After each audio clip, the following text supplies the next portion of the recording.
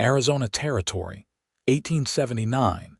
The air outside the saloon was thick with heat and dust when the doors slammed open, and two bounty men dragged a chained woman through them like she weighed nothing.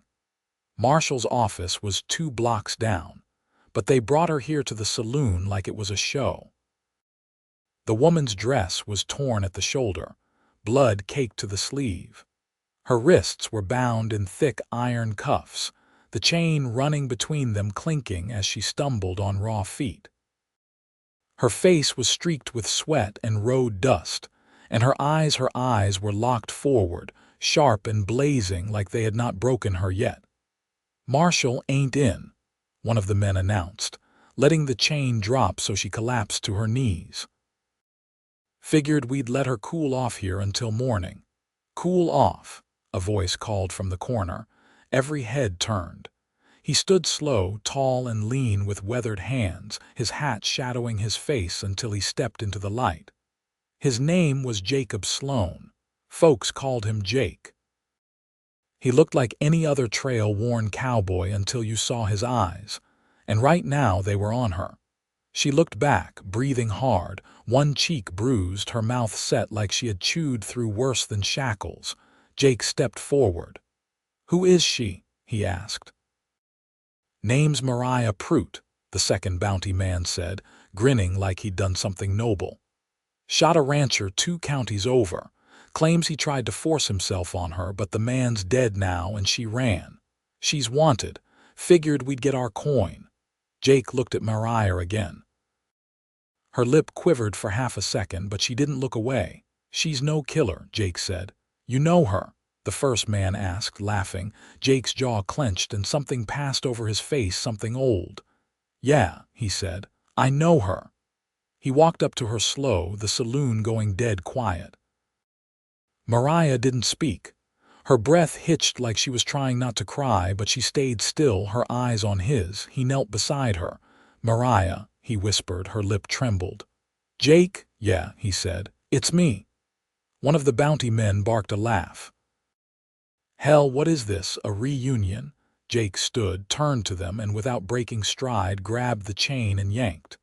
The metal snapped with a sharp crack as the links broke clean in his hands. The cuffs clanged to the floor. The whole saloon went still. Mariah gasped. "Jake."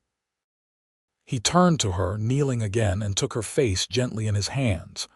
"You are not going back in chains," he said. "Not ever again." Tears slipped down her cheeks. "Jake, they'll hang me. I will not let anyone touch you," he said. "Not now. Not ever again." The bounty men reached for their guns, but Jake stood and drew his faster. He did not fire, just leveled it at them. "She defended herself," he said, "which means she has every right to live free." "This ain't your call," the first man barked. "It is now." The men backed down, grumbling, but they left. Jake holstered his gun and turned back to her. She was still kneeling, her wrists red and torn where the cuffs had rubbed raw. He dropped beside her again. "I thought you were dead," she whispered. "I thought you forgot me," he said. "I never did." He looked at her, eyes searching hers. "Mariah Prout, marry me," her breath caught. "What? I should have asked you back then before I left to work cattle in Texas. I should have never let you go, but I'm asking you now, marry me." She laughed, a broken, wet sound.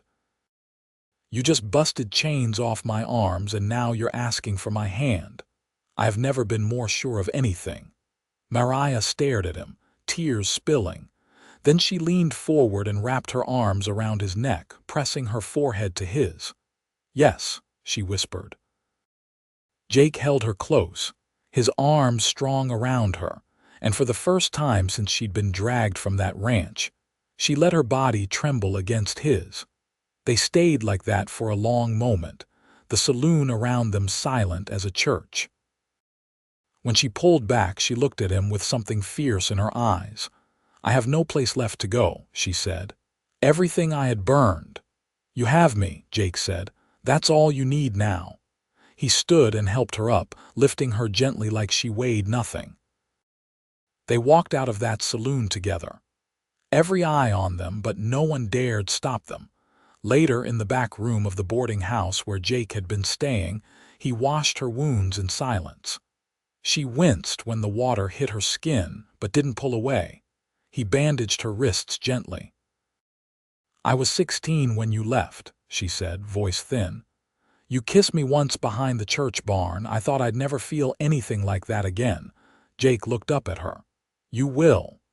She reached out and touched his face, her fingers sliding over his cheek.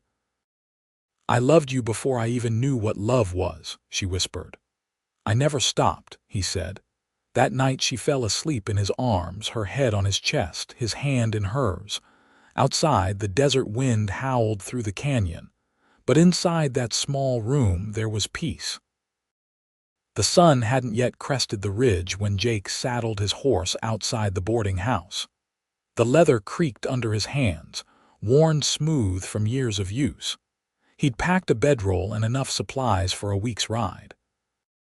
Mariah leaned against the doorway behind him, wrapped in a faded wool shawl one of the neighbor women had lent her before dawn.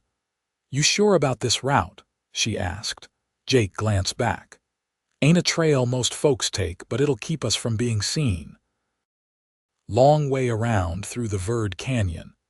She stepped down onto the hard, packed dirt, the shawl slipping from one shoulder. "You think they'll come after me?" His eyes didn't leave hers. "I know they will." Mariah looked away, jaw tight. "Then maybe I should have run alone." Jake slid the rifle into the scabbard and turned toward her. "And leave me behind again?" She didn't answer, just watched a buzzard wheel high above the rooftops. "We'll make it through," he said. "You and me." Mariah looked back at him, something unreadable in her face. "I haven't slept through a full night in over 3 years." He stepped closer. "Then we'll find a place where you can." They rode out before the town stirred, keeping to the mesquite shadows and dry washes until the buildings gave way to open land. The sky widened, pale blue and cloudless, a hawk cutting across it in wide arcs. By midday, sweat ran down the sides of Jake's face, but he didn't slow.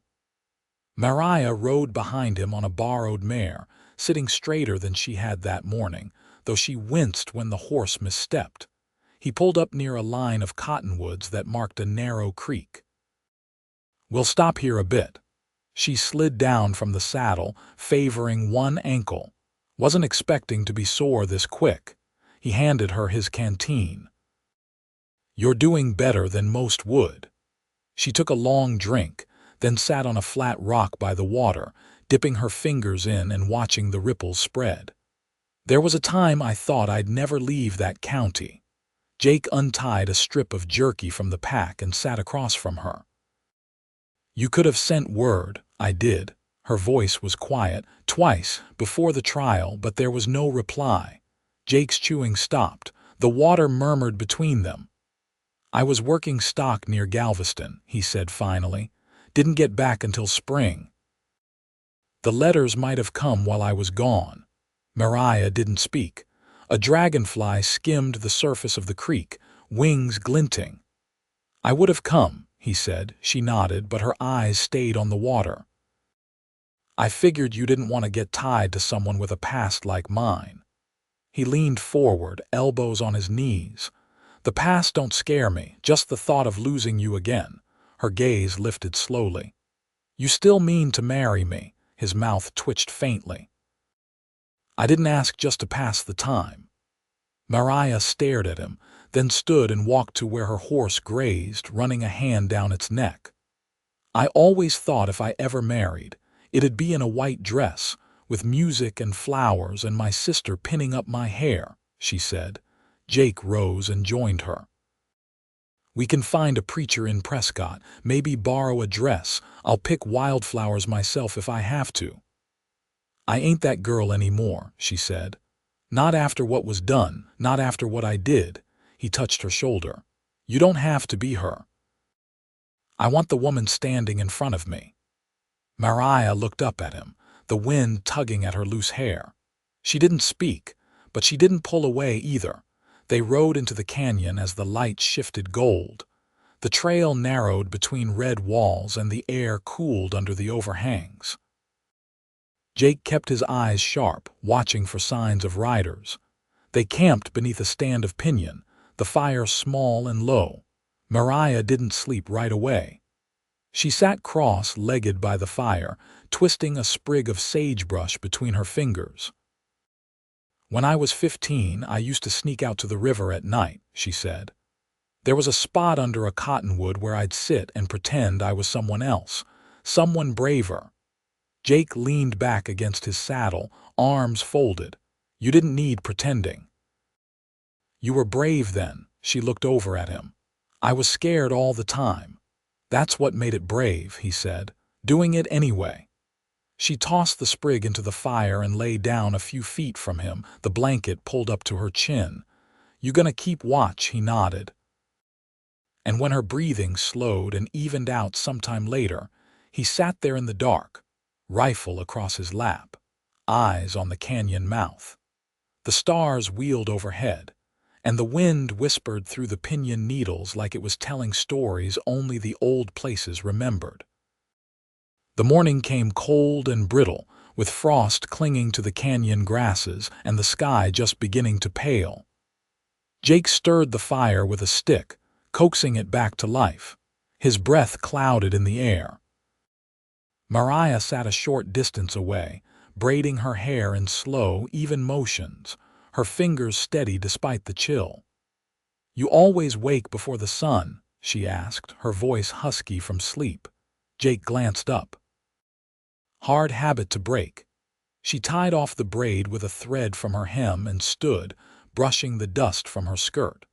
"What kind of work did you do after Texas?" "Ran horses through the San Pedro Valley. Helped a widow rebuild her barn after a storm flattened half her spread. Then drifted north. Tried mining once, didn't take to it." Mariah knelt beside the fire, warming her hands. "I thought of you sometimes when I was hauling water, wondered if you were out there somewhere, drinking from a clean well." He didn't answer right away. A crow called from a distant rock ledge. "I thought of you when I saw red clover in the grass," he said. "Every spring." She looked at him, and something softened in her expression, though her fingers stayed curled tight in her lap. They packed their gear in silence. Mariah's gait had steadied, her steps more sure-footed as they descended deeper into the canyon. The trail narrowed between stone walls laced with blooming, prickly pear. A small herd of mule deer scattered up a slope as they passed, their hooves clattering against the loose rock. By afternoon, the canyon opened into a basin marked by a line of cottonwoods and a shallow stream. Jake halted near a crumbling adobe ruin, the low walls still standing against time. He dismounted and scanned the horizon. "We'll stay here tonight," he said. "No one's used this place in years." Mariah sat on a fallen beam, her eyes drifting across the broken structure. "What was this? Trading post, I think. Before the railroad pulled folks east. Might have been Apache land before that." She ran a hand over the sun-baked stone. "Feels like the bones of something." Jake led the horses to water, then returned with a small bundle. From inside, he withdrew a square of linen and unwrapped 2 tin cups, a stub of honeycomb, and a heel of sour bread. "I found this at a trader's shack day before I reached you," he said. "Didn't know what I was saving it for." Mariah took the cup he offered, the chipped rim cool in her fingers. "This is more than I had on my wedding table," she said softly. He sat beside her, breaking the bread in half.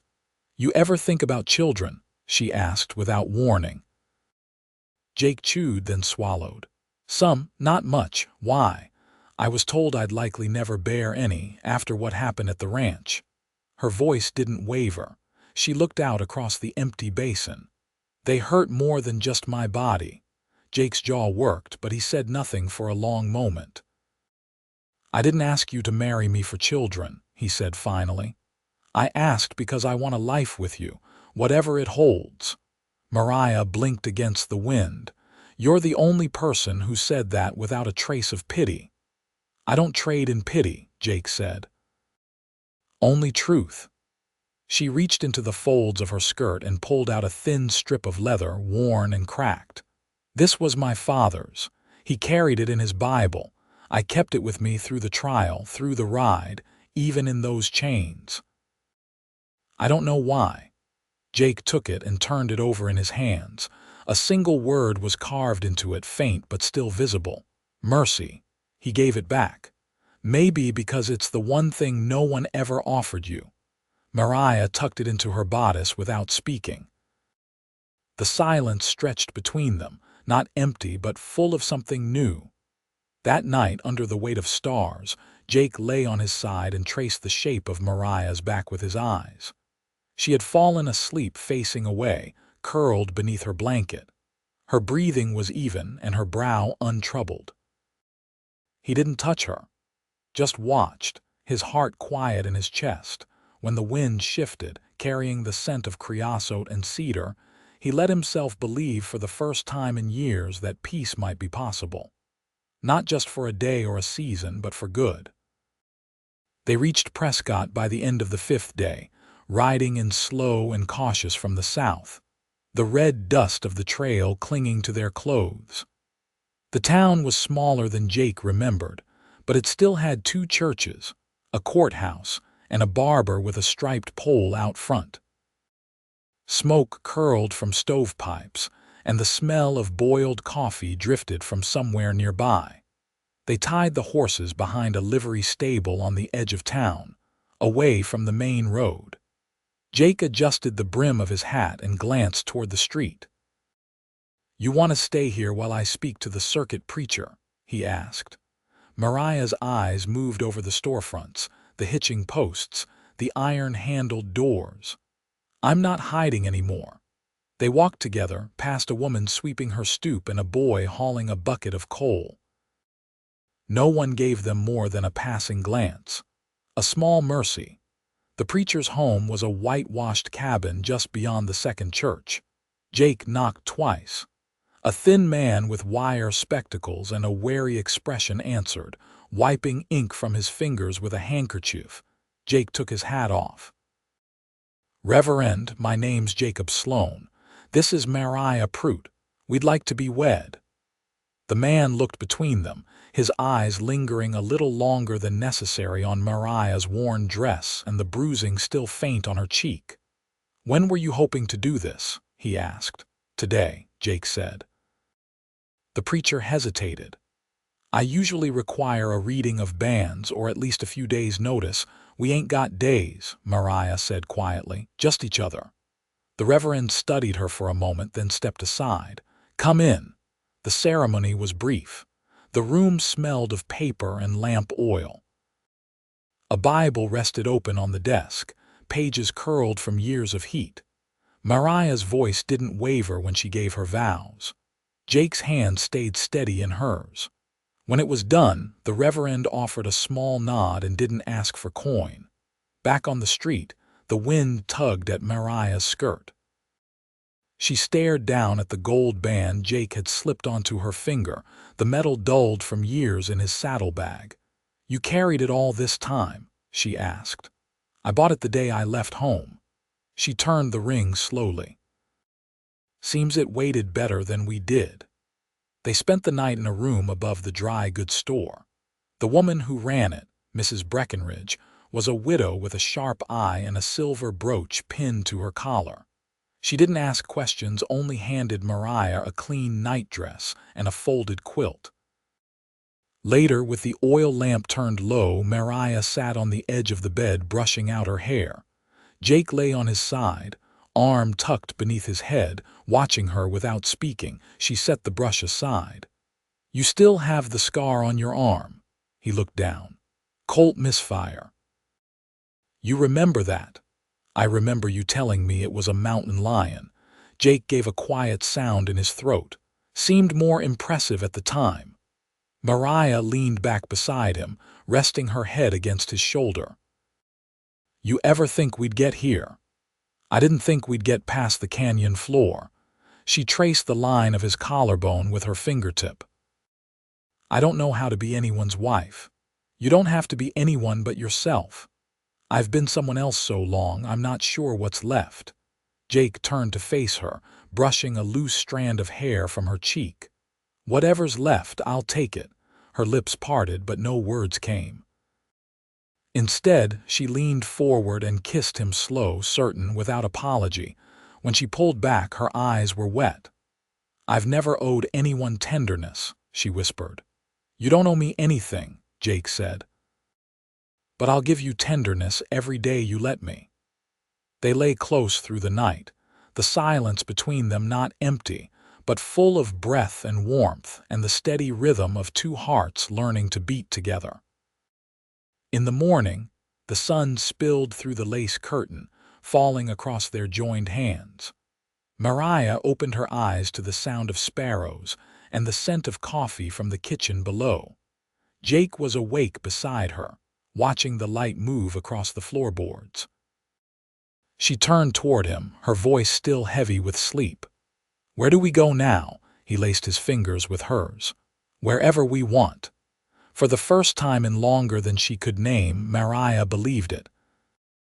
The land west of Prescott opened in long folds of juniper hills and dry pasture, the soil pale and stony beneath the horses' hooves.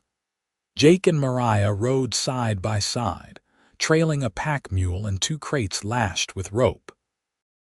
The mare she rode had been paid for in full with the last of Jake's horse sale money, and the mule came from a rancher who owed him a favor.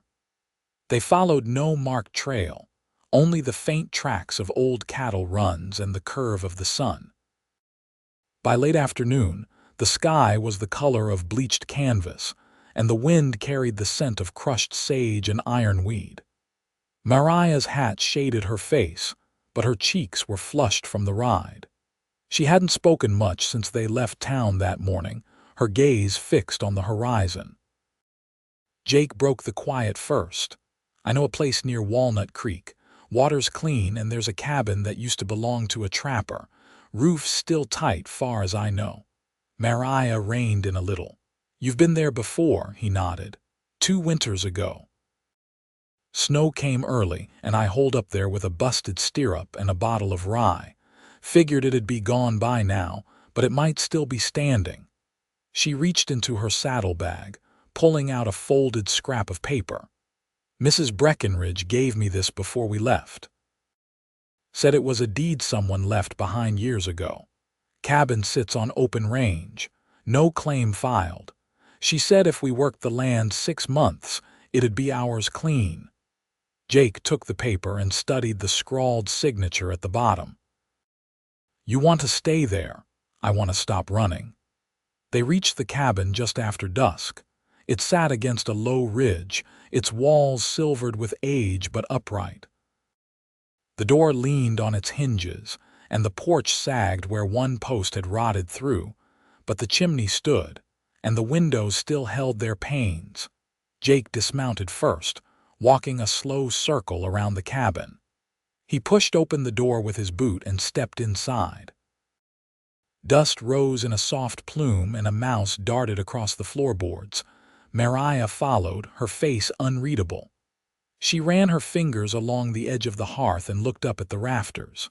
It's quiet, she said. Jake dropped the gear by the door. We can fix the porch. Patch the roof before the rains come, she nodded once. And the garden. There's good soil by the creek. You draw a line, I'll turn it.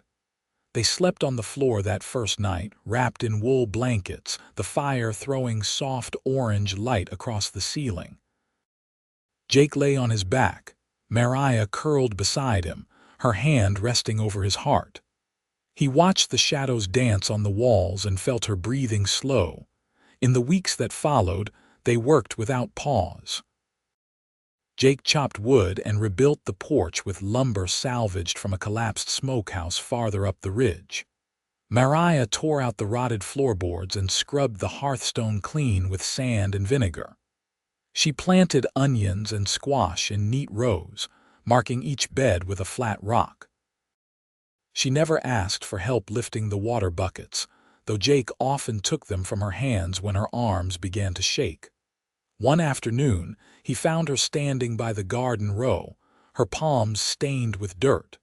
She didn't turn when he came up behind her.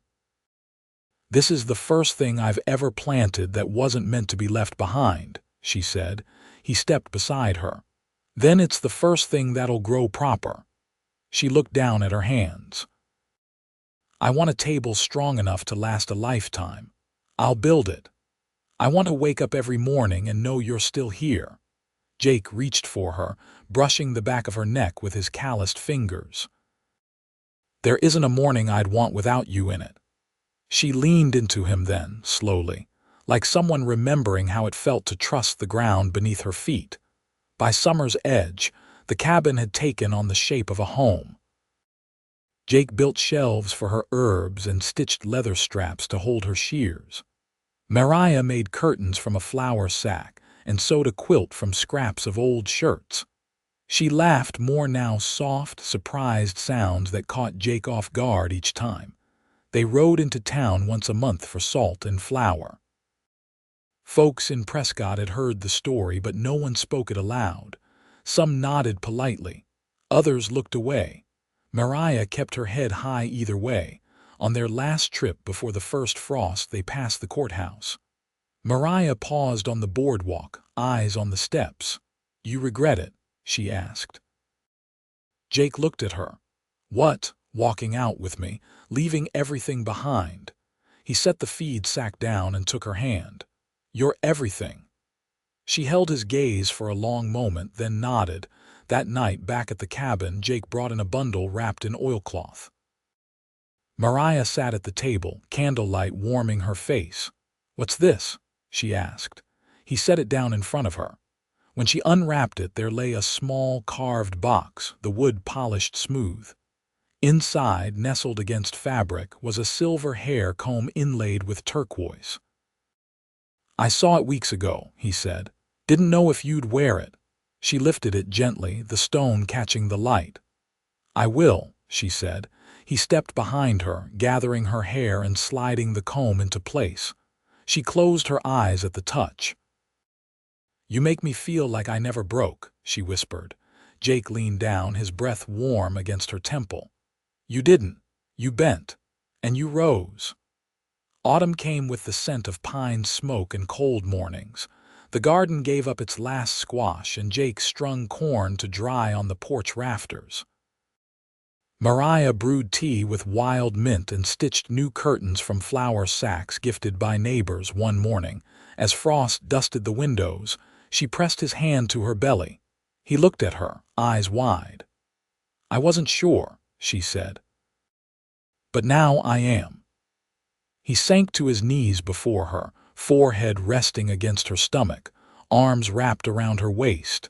They stayed like that for a long time, the fire crackling behind them, the silence not empty but full of everything they had fought for. Years later, the cabin still stood. A wooden sign above the door reads Sloan. Beneath it, a girl with her mother's eyes and her father's quiet steadiness ran barefoot through the garden rows, her laughter ringing through the valley. Inside, Jake carved a cradle from pine, while Mariah folded fresh linens beside the hearth.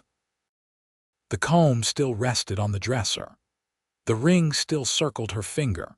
And the sun, as always, rose warm over the ridge, steady and gold, lighting a life they had built with bare hands and unshakable love.